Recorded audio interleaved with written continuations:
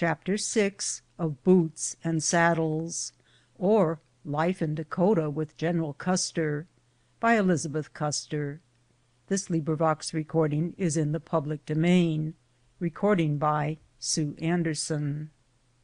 Chapter 6 A Visit to the Village of Two Bears. A Sioux chief called Two Bears had the most picturesque village that we saw. The lodges were placed in a circle, as this was judged the most defensive position. The ponies were herded inside the enclosure at night. This precaution was necessary, for the neighboring tribes swept down on them after dark and ran off the stock if they were not secured. As we dismounted, we saw an old man standing alone in the circle, apparently unconscious of everything, as he recounted some war tale in loud, monotonous tones. He had no listeners. All were intently watching the approaching regiment. Still the venerable Sioux went on as persistently as if he were looking upon a sea of upturned faces. He was the medicine man, or oracle of the tribe, or possibly the poet laureate of the village, for the guide told us he sang of the deeds of valor of his people far back in history. Just outside the village the chiefs sat in a circle awaiting us. Two Bears arose to welcome the general and asked him to go with him to his lodge. I was asked to go also and be presented to Miss Two Bears, for the guide afterward explained that she was too royal in birth to be permitted outside, and it was not in keeping with the dignity of her rank to mingle with the others. The honor of going alone into the tepee was one that I could have foregone, for my courage was much greater if I did my Indian sightseeing surrounded by the regiment. The general, fearing that their amour propre might be offended if I declined the invitation, whispered an encouraging word, and we dipped our heads and crept into the tepee. The chief was a dignified old man, wrapped in his blanket, without the usual addition of some portion of citizen's dress which the Indians believe adds to their grandeur. His daughter also was in complete squaw's costume. Her feet were moccasined, her legs and ankles wound round with beaded leggings, and she had on the one buckskin garment which never varies in cut throughout all the tribes. A blanket drawn over her head was belted at her waist. To crown all this, however, she had an open parasol, brought to her doubtless as a present by some Indian returning from a council at Washington. She held it with dignity, as if it might be to her as much an insignia of state as the mace of a Lord Mayor. Fortunately, they did not ask us to sit down and partake of jerked beef, or to smoke the never-ending pipe, so we soon got through our compliments and returned to the outer entrance of the village. Here the tribe was assembled, and evidently attired in gala dress in our honor. We were most interested in the village belle, and the placid manner in which she permitted us to walk around her, gazing and talking over her good points, showed that she expected homage. She sat on a scarlet blanket spread on the ground, and over her, stretched from poles, was another for an awning. She was loaded with ornaments, row after row of beads around her neck, broad armlets and anklets of brass, pinchbeck rings, and a soft buckskin dress and leggings, heavily embroidered. Her ears were pierced twice, on the side as well as on the lobe, and from these holes were suspended circles of gilt.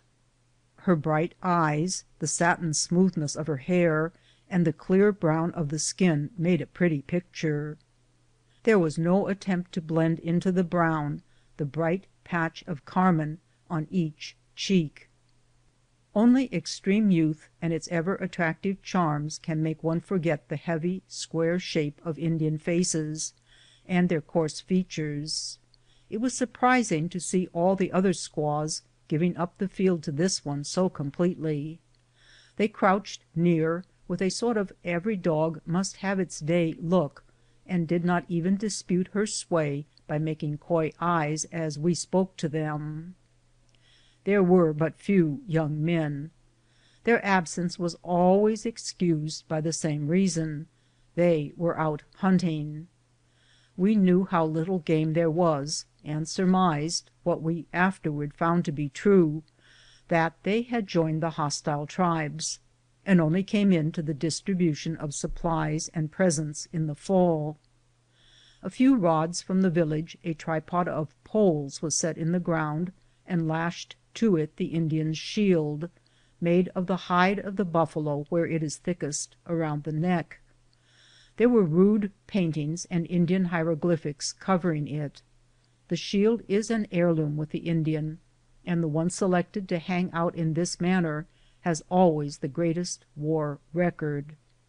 One of their superstitions is that it keeps away enemies.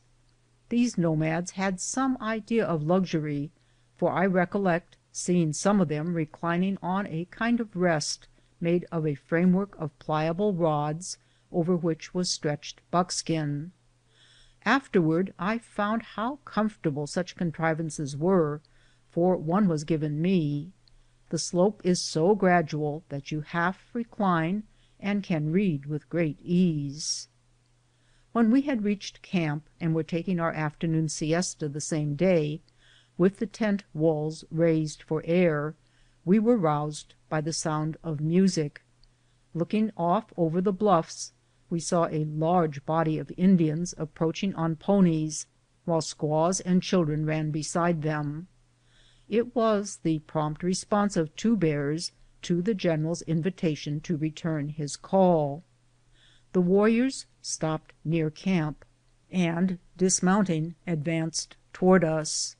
The squaws unbridled and picketed the ponies, and made themselves comfortable by arranging impromptu shades of the bright blankets. They staked down two corners closely to the ground, and propped up the others with poles stuck in the sod. When the Indians came up to us, the council was, as usual, begun. The pipe being smoked, Two Bears gave us a eulogy of himself. He then demanded, on behalf of the tribe, payment for the use of the ground on which we were encamped, and also for the grass consumed, even though it was too short to get more than an occasional tuft. He ended, as they all do, with a request for food. The general in reply vaguely referred them to the Great Father in payment for the use of their land, but presented them with a beef in return for their hospitality. Only half satisfied, they stalked away one by one. We watched them at a distance kill and divide the beef. It surprised us to see how they dispatched it, and that hardly a vestige of it was left. Many of the Indians coming from reservations carried papers which they valued and carefully guarded. After burrowing under robe and shirt, they would produce something wrapped in layers of soiled cotton cloth. It was a recommendation of them, obtained from some officer or Indian agent. This was presented on entering as their letter of introduction. Most of these papers read very much the same way. Giving the Indian's name, it stated that he had been living on the reservation for a certain length of time, that he was friendly to the whites, etc. One of our guests that day carried something a little different. He was called Medicine Joe. Lingering behind the rest, he presented his letter with perfect good faith and great pomposity.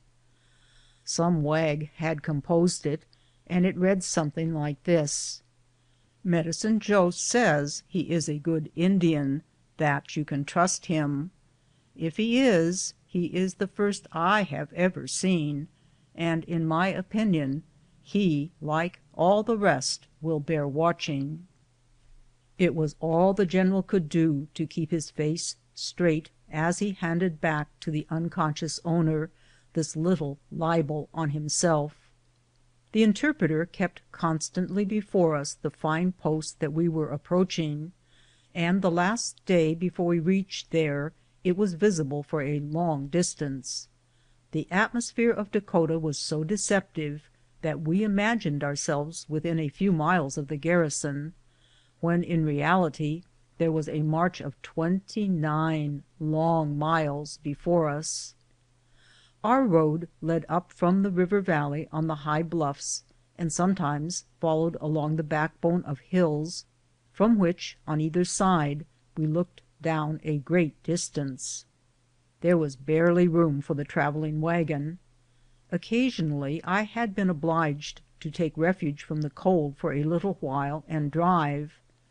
Our lead mules were tiny, quick moving little dots, and I soon discovered that they were completely demoralized at the sight of an Indian. They could see one in advance long before the driver could. A sudden shying and quick turning of these agile little brutes, a general tangle of themselves in the harness and legs of the wheelers, loud shouts of the driver, and a quick downfall of his foot on the brake to keep us from overturning, made an exciting melee. Nothing could get them righted and started again. They would have to be unharnessed, and the rebellious pair tied to the rear of the wagon until we had gone far beyond the object of terror. Part of the day that we were following the wanderings of the road, alongside hills and over the narrow, smooth level of the hilltops, I was compelled to drive, and I watched anxiously the ears of these wretched little beasts to see if they expressed any sentiment of fright. We came to such steep descents that the brake holding the wheels seemed of no use. Looking down from the wagon onto the mules below us, we appeared to be in the position of flies on a wall. As we came to one descent more awful than the rest, the general, who was always near, rode up to the carriage and told me not to be afraid, for he would order the wheels manned. The headquarters escort of over 100 men dismounted, attached ropes to the wheels, and held on with all their strength while I went down the steepest declivity I had ever descended. After that I begged to get out, and the general carried me to a bank and set me down where I could watch the repairing of the road. He took off his coat and joined the soldiers in carrying logs and shoveling earth, for they were obliged to fill up the soft bed of the stream before the command could cross. It took a long time and much patience, but the general enjoyed it all, and often helped when the crossings needed to be prepared. When the logs were all laid, I had to laugh at the energy he showed in cracking a whip he borrowed from a teamster and shouting to the mules to urge them to pull through where there was danger of their stalling. When the road was completed I was ready to mount my horse, for it seemed to me preferable to die from accident surrounded with friends than to expire alone in the mule wagon. The ascent was rendered so wet and slippery that the general feared my saddle would turn, and I was once more shut in by myself. The soldiers again manned the wheels to prevent the carriages sliding back, the mules scrambled, and with the aid of language prepared expressly for them, we reached the summit.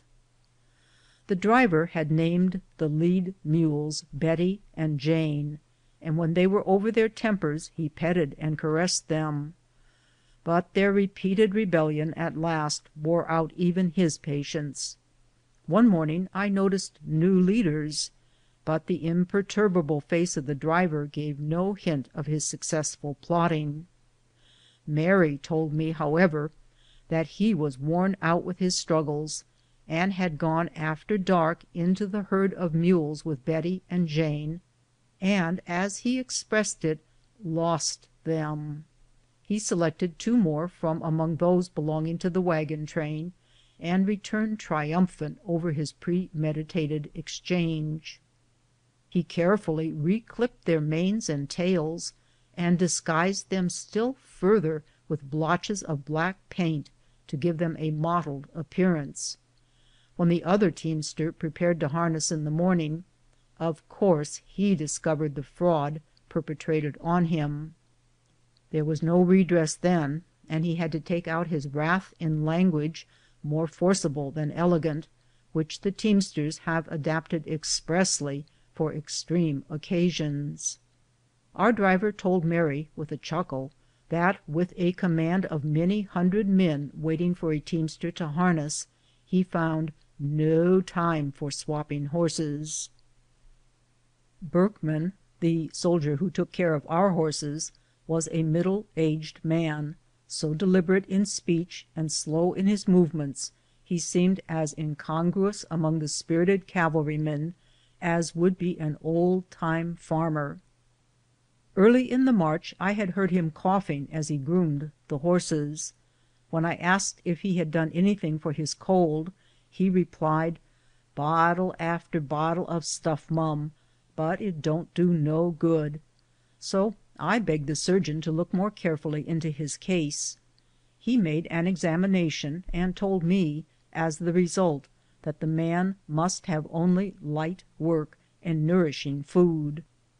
After that I asked Mary to save everything for Berkman and make his recovery her especial care. The officers made fun of me, as they were rather incredulous and thought a bit of shamming was being practiced on me, but I knew better.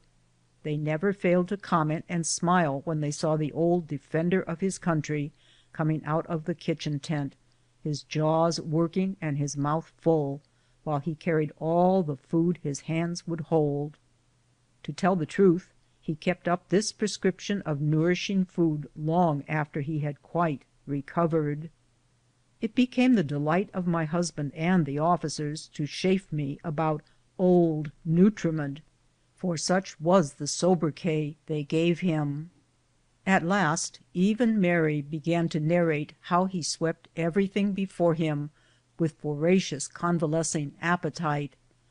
"Why, Miss Libbie," she said to me one day, "I thought I'd try him with a can of raw tomatoes," and set them before him, asking if he was fond of them, and he just drawled out, "Always was," and the tomatoes were gone in no time. His laconic answer passed into a proverb with us all, when invited to partake of anything we liked. Such a tender heart as that old soldier had! I had noticed this first in Kentucky. My horse, which I prized above all that I have ever ridden, died during my temporary absence from home. I was too greatly grieved to ask many questions about him, but one day, some time afterward, when we were riding through a charming bit of country, Berkman approached me from the place where he usually rode behind us, and said, "I'd like to tell Mrs. Custer there's whar poor Phil lies. I picked the purtiest place I could find for him." And he had indeed, for the green valley under wide spreading trees would have gone far to reconcile many a weary human heart to be placed under the sod. We thought we had made the first step toward savage life when Berkman brought the mother of the one baby of our regiment the dried vertebra of a rattlesnake that he killed, because he had heard that it was the best of anything on which the infant could cut its teeth. I had made some scarlet flannel shirts for my husband's use on the summer campaign, and he was as much pleased as possible, beginning at once to wear them. Not many days' march proved to me what an error I had made. The bright red color could be seen for miles, when the form itself was almost lost on the horizon. I had to coax to get them away again, and replace them with the dark blue that he usually wore. Although I triumphed, I was met with a perfect fusillade of teasing when I presented the red shirts to Berkman. The officers, of course, hearing all the discussion over the subject, as no trifle was too small to interest us in one another's affairs, attacked me at once. if I had been so anxious to protect the general from wearing anything that would attract the far seeing eye of the vigilant Indian on the coming campaign, why should I be so willing to sacrifice the life of "Old Nutriment"? They made no impression on me, however, for they knew as well as I did that the soldier, although so faithful, was not made of that stuff that seeks to lead a Balaclava charge. My husband and I were so attached to him, and appreciated so deeply his fidelity, we could not thank the good fortune enough that gave us one so loyal to our interests. Before we reached the post we were approaching, the commandant sent out ice for our use and the despatches of the Associated Press. The general was greatly delighted to get news of events that had occurred all over the world in this far distant land. We found afterward that the officers joined in paying for the despatches. The Indians had such a superstition about molesting the wires that the lines ran through even the most dangerous country. I can hardly say how good it seemed to us to see a telegraph pole again. We were not surprised, after seeing the other posts below on the river, that the guide had praised Fort Sully. It was the headquarters of one of the infantry regiments, and the commanding officer had been at the post long enough to put it in excellent order. It was situated on an open plateau, from which there was an extensive view. Below in the valley the companies had gardens, and they also kept cows, pigs, and chickens. We looked upon this as an El Dorado, and the thought of remaining long enough at one fort to get any good out of a garden was simply unknown in our vagrant existence. Our camp was very near the post, on the same open plain, without trees or shelter. We were received with genuine hospitality, and finally all of us were invited to luncheon. The ladies came up from the steamer, and the large house was filled with happy people. The post band played outside on the parade ground while we lunched. We had 9 kinds of game on the table. Some of it was new to us, the beaver tail, for instance, but it was so like pork and so fat I could only taste it. We had in addition antelope, elk, buffalo tongue, wild turkey, black-tailed deer, wild goose, plover, and duck. The goose was a sort of fatted calf for us.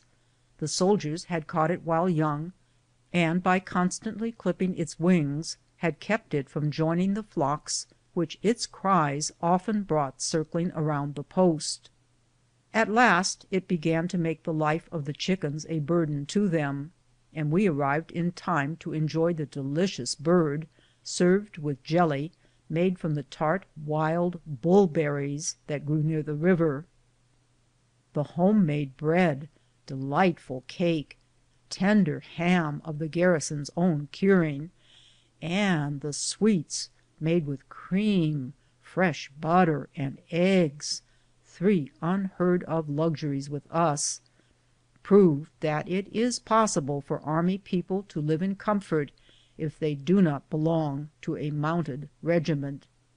Still, even though they had a band and a good library belonging to the regiment, the thought of being walled in with snow and completely isolated for 8 months of the year made me shudder.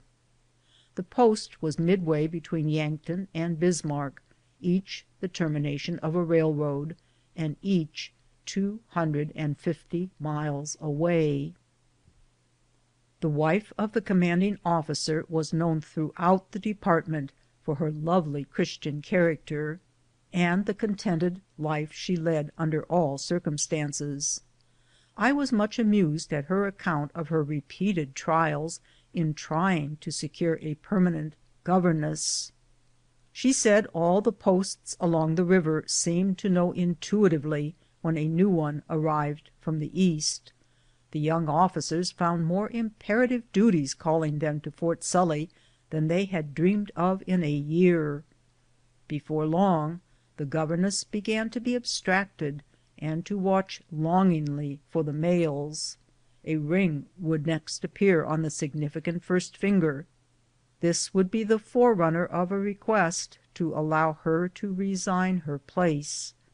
This had happened 4 times when I met our hostess, and although she was glad to furnish the officers with wives, she rather sighed for a woman who, though possessing every accomplishment, might still be so antiquated and ugly that she could be sure to keep her for a time at least.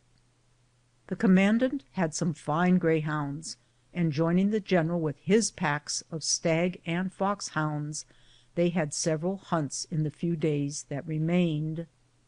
Of course, after so bright a visit and such a feast, it was hard to begin again on the march with baking powder biscuit and tough beef.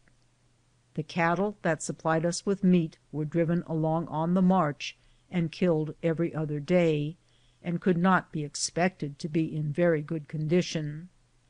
The interest of our journey, however, made us soon forget all deprivations.